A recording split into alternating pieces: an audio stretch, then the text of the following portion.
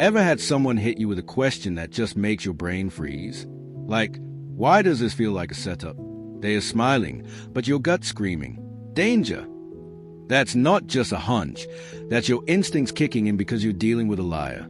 Not some amateur fibber, but a pro-level manipulator who'll gaslight you until you're questioning your own reality. And here's the kicker. They don't just lie with words. They weaponize questions. Those innocent-sounding questions. They are psychological traps. In this video, we're tearing apart 5 of the sneakiest, most manipulative questions liars use to mess with your head.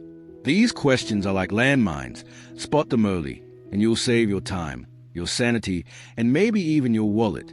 Whether it's a shady coworker, a toxic ex, a fake friend, or some random on a dating app asking if you're too sensitive, some questions are just red flags waving in your face. This isn't about being paranoid. It's about being sharp. When you know the game, you don't fall for the act. Oh, and stick around, because I'll shout out my favorite comment from the last video at the end. Here's the deal.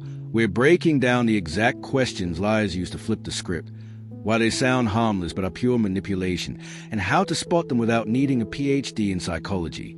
Most importantly, you'll learn how to shut them down cold.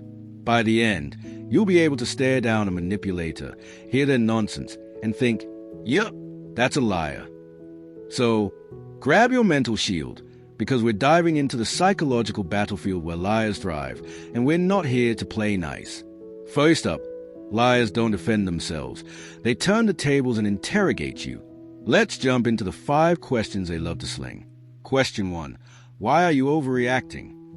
Oh, my bad. Chat, am I overreacting for calling out your blatant lie? This is a classic. You catch them doing something sketchy. Maybe they ghosted you after promising something. Maybe they straight up lied. And instead of owning it, they dropped this gem. Why are you overreacting? It's a slick move. They are not denying their actions. They are painting you as a problem. This question is a trap wrapped in smugness. The second you start justifying your feelings, you're in their circus, and they're the ringmaster. Truth is, liars use this to dismiss your emotions so they can dodge accountability. Don't take the bait, or they'll rewrite the story with you as the unhinged one and them as a saint. Question 2. Don't you trust me? This is the emotional gut punch. Liars love this because it flips the script like they're playing chess and you're stuck playing checkers. You call them out for being shady. Maybe their story doesn't add up. Maybe they are hiding something. And instead of explaining, they hit you with, "Don't you trust me?" It's manipulation dressed as heartbreak. Now you're on defense. Try to prove you're not a bad person while they slink away scot-free. If someone has to ask if you trust them while dodging the issue, spoiler alert, you shouldn't. Trustworthy people don't beg for trust. They earn it with actions, not melodrama. Question 3. What do you expect me to say?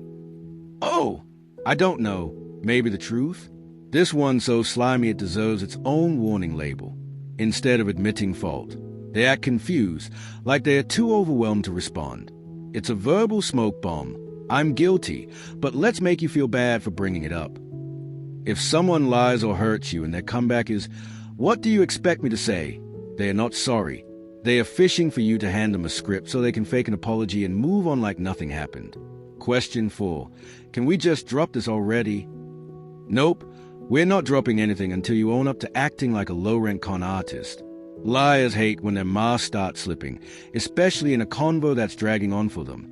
So, they pull the "let's move on" card to shut it down.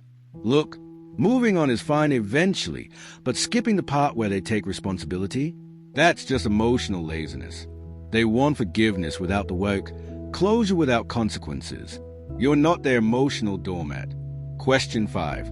Are you really going to ruin everything over this? This is a liar's desperation move. Drop when their house of cards is wobbling.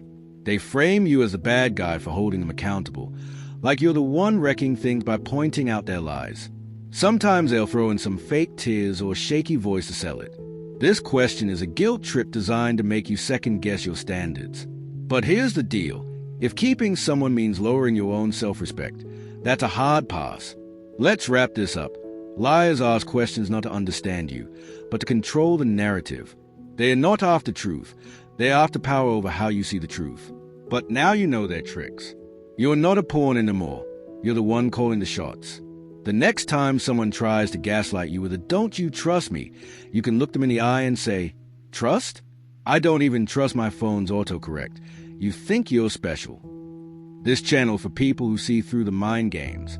If that's you, hit subscribe, and let's expose these manipulators together. Comment of the day goes to this user who said, "Why do people have to call me out like that?" Alright, since you're not a fan of being called out, I'll keep it chill today and just say you're killing it.